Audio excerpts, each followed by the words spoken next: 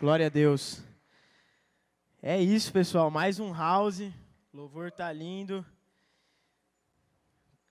Uma galera nova aí. Falaram para mim que tem uma galera de Cabo Verde assistindo a gente na live. Cabo Verde, África, aí para quem não sabe onde fica. Então, um abraço aí pro pessoal. E é isso aí. Vamos alcançar uma galera aí. Amém? Bom, pessoal, na palavra de hoje, o tema é dedicação exclusiva ao Evangelho. Quero que você abra sua Bíblia aí em 1 Coríntios, capítulo 2. 1 Coríntios, capítulo 2.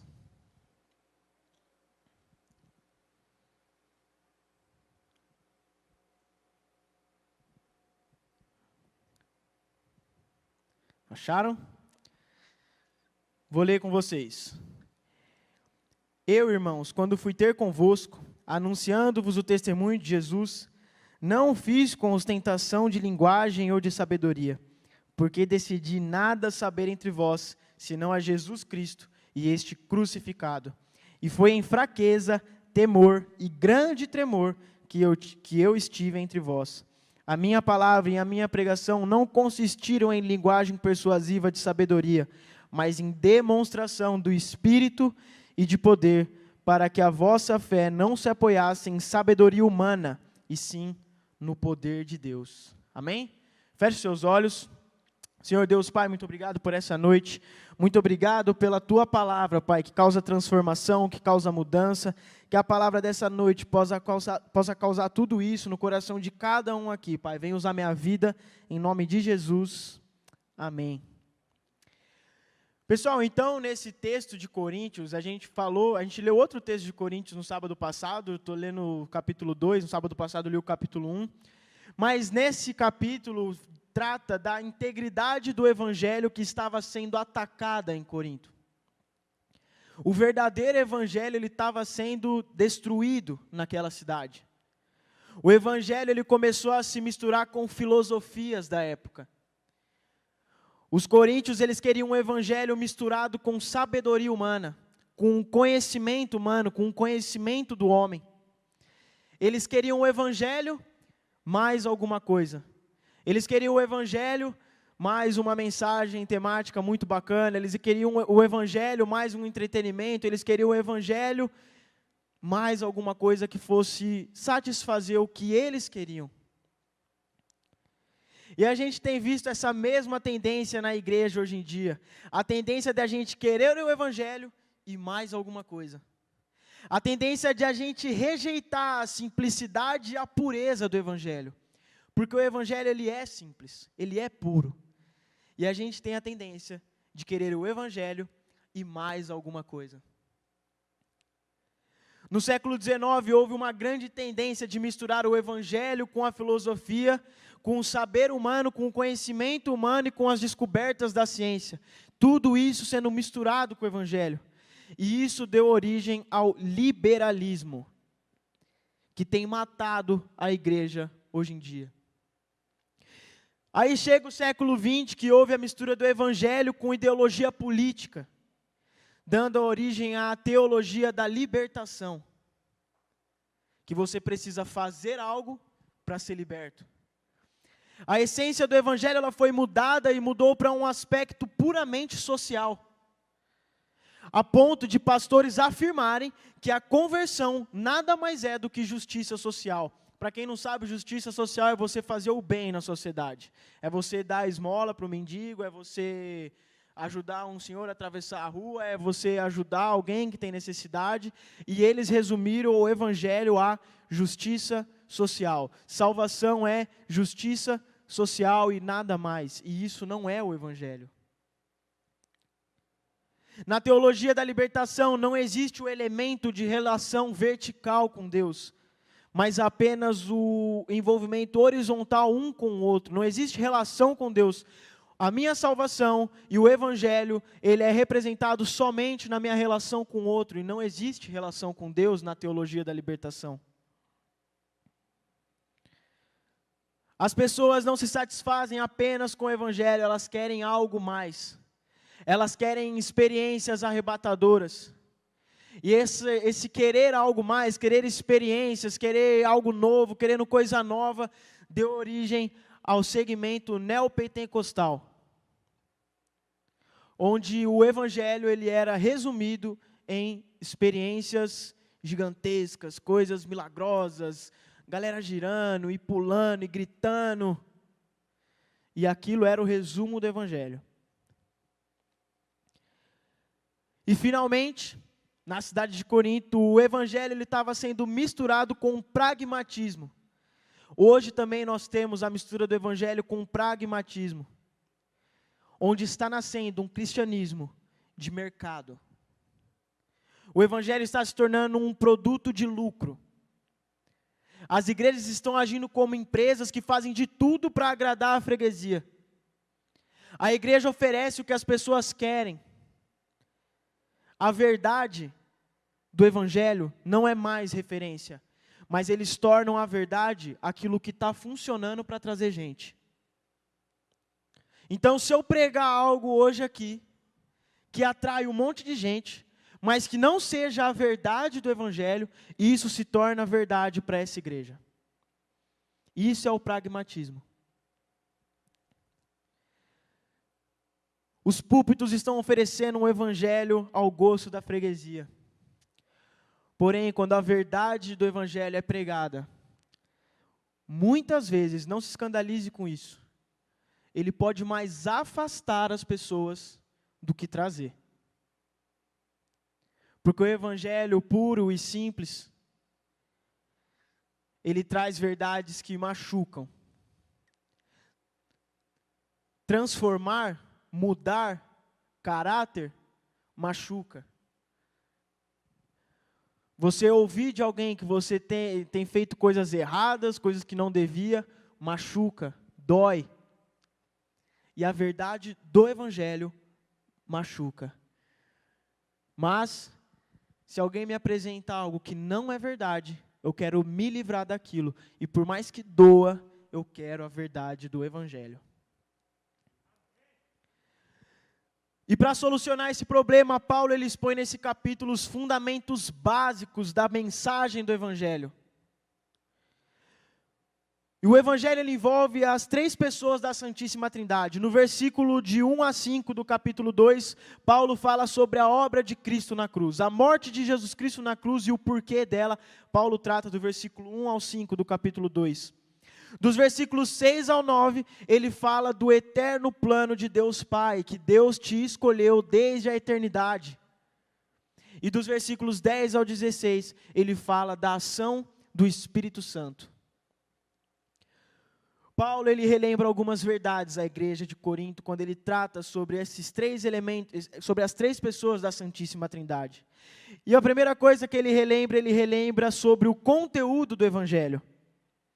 O apóstolo Paulo diz, porque decidi nada saber entre vós, senão a Jesus Cristo e este crucificado.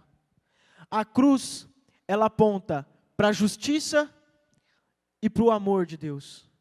A cruz, ela aponta para a salvação e para a condenação.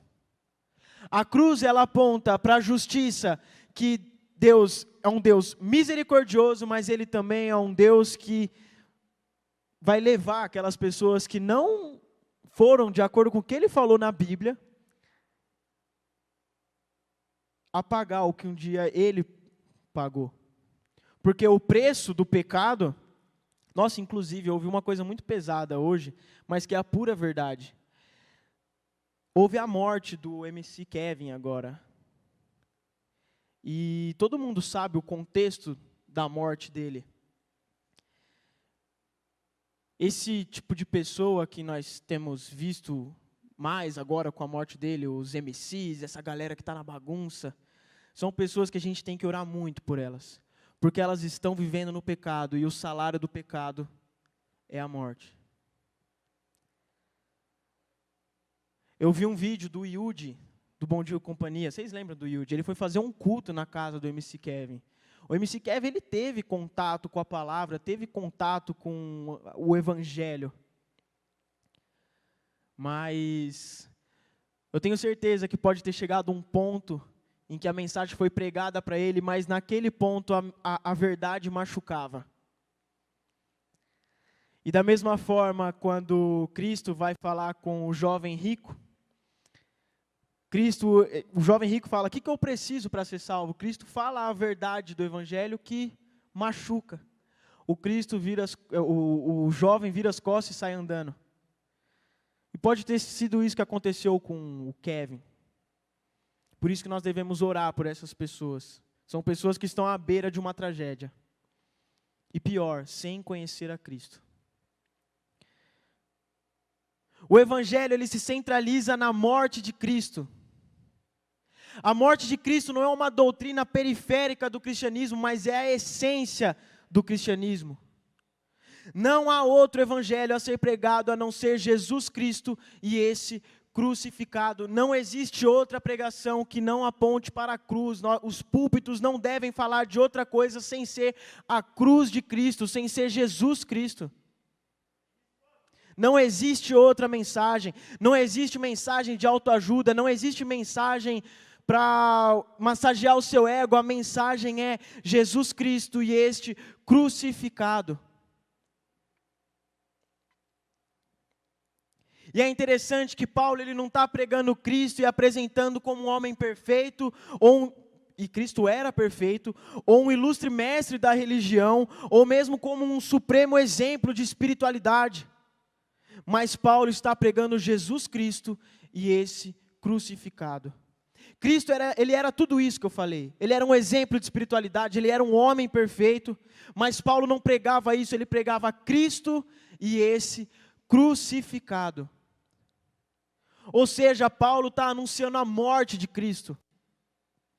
Todas as vezes que a igreja perde de vista a centralidade da morte de Cristo, ela perde a essência do próprio evangelho. A mesma cruz, que era escândalo para os judeus, que era loucura para os gregos, era conteúdo da pregação de Paulo. Os judeus não aceitavam um Cristo fraco que morreria numa cruz.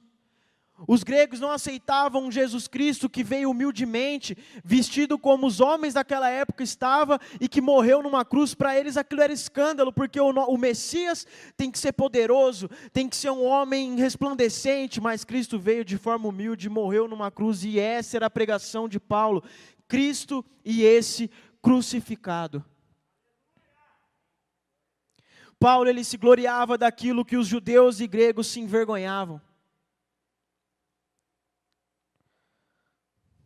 Paulo ele escandaliza a cidade de Corinto ao dizer que é no Cristo crucificado que se encarna a verdadeira sabedoria de Deus. Se você quer conhecer a Deus, conheça a Cristo e esse crucificado. A sabedoria de Deus, o conhecimento de Deus se encarnou em Jesus Cristo. Quando você olha para Cristo, você olha para Deus, o Criador, Salvador, soberano de todo o mundo. Para Paulo, o evangelho ele era absolutamente cristocêntrico. A maioria dos programas evangélicos que a gente vê na mídia hoje tem perdido a centralidade da cruz e se centralizam no homem. A gente busca estratégias para atrair pessoas aqui dentro pensando nos prazeres do homem. A gente tenta montar uma mensagem bonitinha para o pessoal entender com uma temática diferente para o homem. A gente exclui algumas verdades do evangelho para quem está sentado aí não se ofender, porque o que importa é o bem-estar do homem. Mas não, o evangelho é cristocêntrico. Pouco importa o que cada um aqui vai achar das verdades do evangelho. Enquanto Cristo e esse crucificado estiver sendo pregado, o nome de Deus é glorificado. Amém? Paulo ele também relembra da sua dedicação, olha lá o tema, da sua dedicação exclusiva ao evangelho.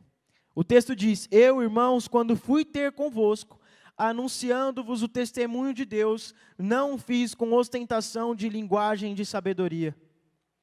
Paulo está mostrando aqui que ele não foi a Corinto para ter um fã-clube. Ele não foi a Corinto para apresentar uma ideia.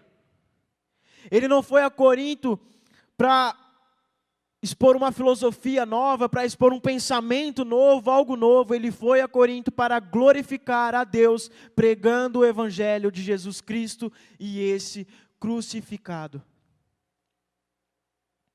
Paulo, ele toma uma decisão em Corinto. Ele diz: porque decidi nada saber entre vós. Essa decisão, ela é resultado de um pensamento maduro de Paulo. É como se Paulo estivesse dizendo: eu tomei a decisão, eu não volto atrás, eu não quero tratar de outro assunto na minha vida que não seja Jesus Cristo e esse crucificado. E a pergunta que a gente chega é: por que a paixão de Paulo pelo Evangelho? Por que Paulo é tão apaixonado pelo Evangelho de Jesus Cristo? Porque ele entendeu que Cristo é tudo e em todos. Não há outra mensagem, não há outro Evangelho. Política, filosofia, nem dinheiro podem ocupar na vida e na pregação de Paulo o lugar da cruz de Cristo. A vida para Paulo era anunciar Cristo. E a pergunta que eu faço para vocês: o que tem ocupado na sua vida o lugar da cruz de Cristo? A pregação do Evangelho é a maior necessidade da igreja, é a maior necessidade do mundo. Precisamos ter paixão pelo Evangelho, assim como Paulo teve. Eu já queria chamar a banda. Temos que ser pessoas que não tenham outra mensagem a não ser o Evangelho. Que não tenham outro sonho a não ser o Evangelho. Que não tenham outra bandeira a não ser o Evangelho. Que não tenham outra atração a não ser o Evangelho.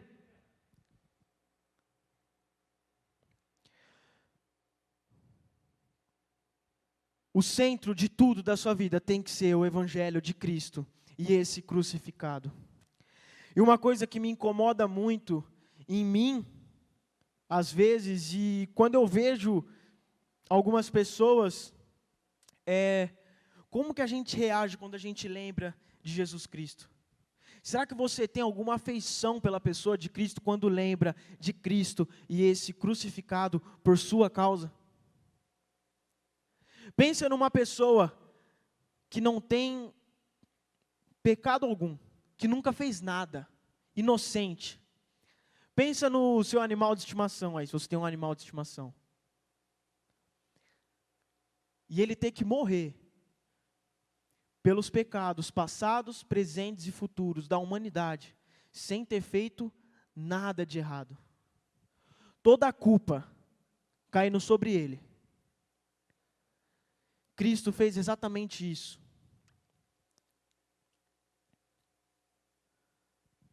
Um homem perfeito, que mesmo sendo tentado, não cometeu pecado algum. Mesmo passando por todas as provações, não cometeu pecado algum. Qual que é a sua reação quando você lembra dele? Ou você tem ignorado ele? Ou você tem agido de qualquer forma porque acha que a graça é uma graça barata e você pode viver de qualquer forma que está tudo bem?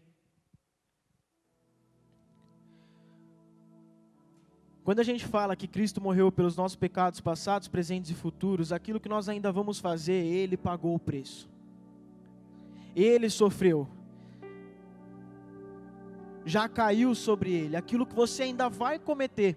Quando nós lemos algumas histórias de Jesus Cristo, Ele lava os pés dos discípulos, Ele lava o pé de Pedro, mesmo sabendo que logo depois Pedro o negaria 3 vezes. Ele lava os pés de Judas, mesmo sabendo que Judas o trairia. Cristo, Ele ofereceu misericórdia antes mesmo que os discípulos pedissem misericórdia. Cristo, Ele te oferece misericórdia antes mesmo de você cometer os seus pecados futuros, porque Ele já morreu pelos seus pecados. E como você tem agido diante disso? Você tem cometido mais um erro? Você tem persistido no mesmo vício?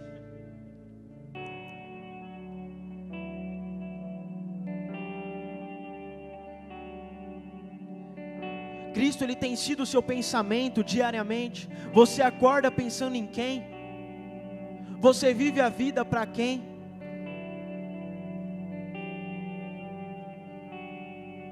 Quando eu falo do Evangelho,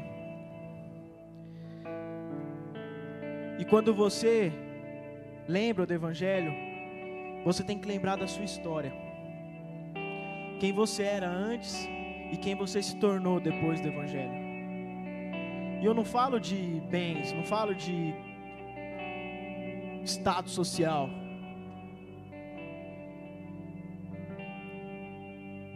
Quando Cristo entra, o Espírito Santo entra.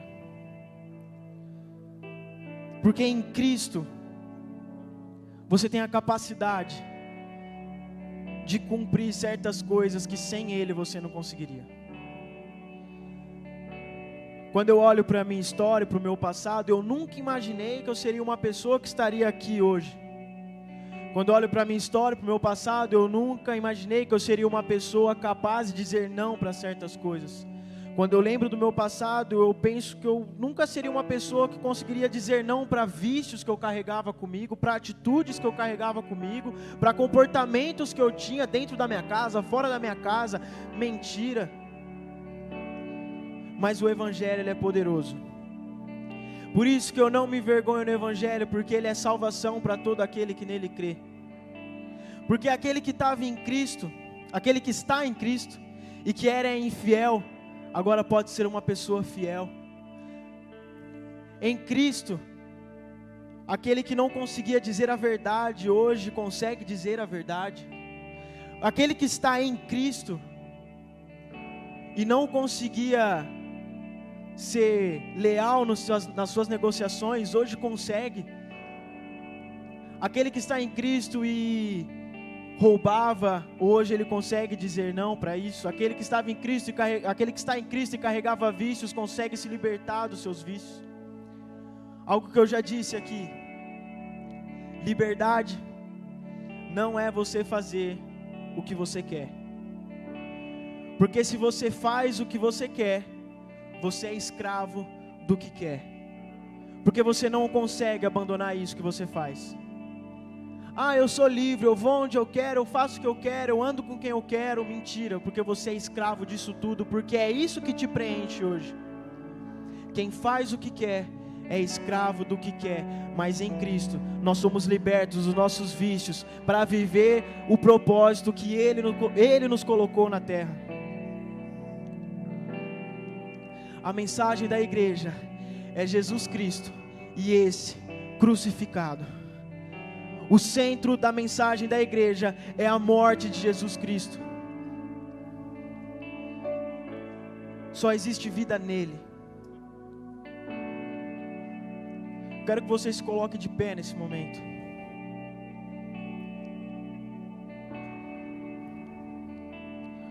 E antes de fazer essa oração, quero que você feche seus olhos e comece a lembrar quem você era antes de Cristo, antes do Evangelho. E se você ainda não foi atingido por esse Evangelho, se a graça ainda não alcançou você e não te inundou de tanto poder que vem do Espírito Santo, comece a refletir sobre esse Cristo que pregamos hoje, que tanto fez por você.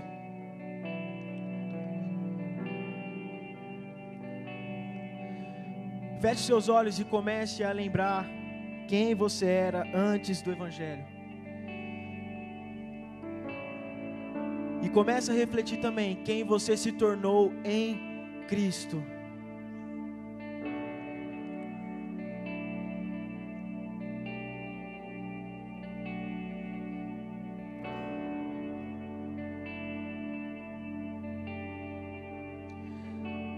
Na oração de hoje nós vamos orar para que o centro da nossa vida seja Jesus Cristo, para que Ele seja o nosso pensamento quando nós acordarmos, seja nosso pensamento quando a gente for dormir, seja nosso pensamento no nosso dia a dia, para que Ele seja o primeiro na nossa vida.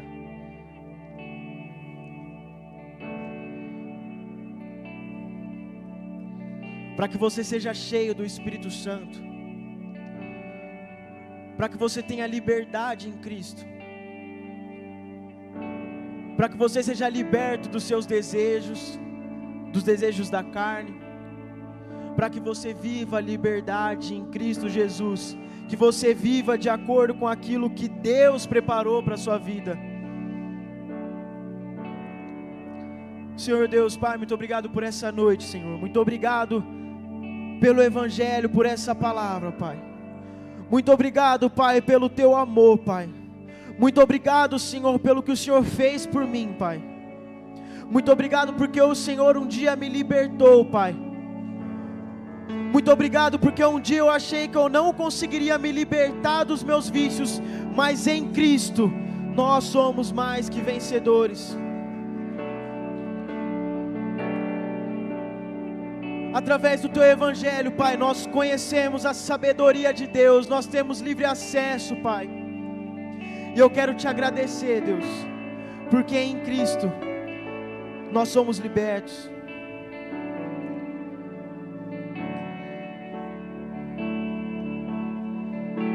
Obrigado pelo Senhor ter nos dado o dom da fé, e hoje nós cremos nesse Evangelho puro e simples, e aqueles que creem, para aqueles que creem nesse Evangelho, nada pode nos separar do amor de Cristo Jesus, e nada pode excluir aquilo que Ele fez por nós na cruz, Pai. Pai, nessa noite nós queremos Te adorar, Pai. Nós queremos entregar a nossa vida em Tuas mãos, Senhor. Nós queremos viver para Ti, Deus.